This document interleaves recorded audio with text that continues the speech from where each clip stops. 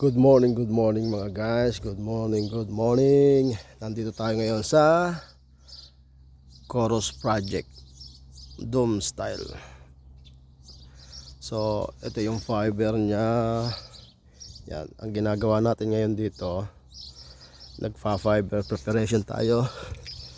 So, nandito tayo sa A side. Ayan guys. 19 na fiber. Nanggaling yan sa mga bahay-bahay. Tapos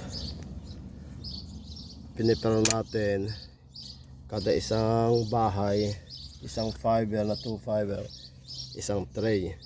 So lahat yan kinuha ni company. Bali subcon si company sa downer. Mula ETP, blowing, internal, yan, lahat yan.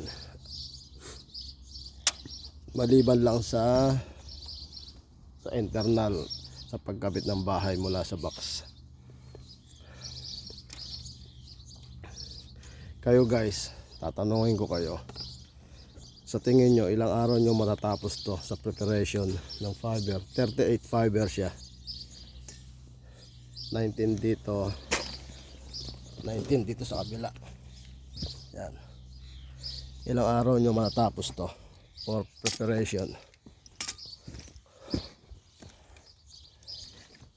Kasi ako nasa ano ako ngayon, pandalawang araw ko na to, pero binigyan ko lang sila ng 3 araw tapos lahat yan, pati linis, lahat, pagpasa na lang, pati paperworks.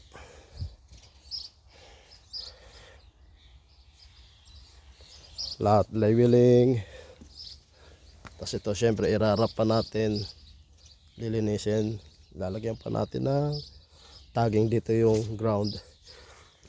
Tapos meron pa ditong isang remaining job na i-blow fiber pa yan. Pero kung sa akin lang, tapos talaga to ng sa preparation, isang araw. Kaso nasa lang tayo ngayon, hindi natin pwedeng pakitaan ng ganyang yun.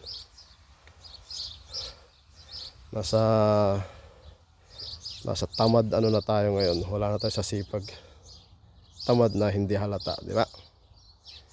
Yun lang po guys. Ayan guys, salamat, bye bye.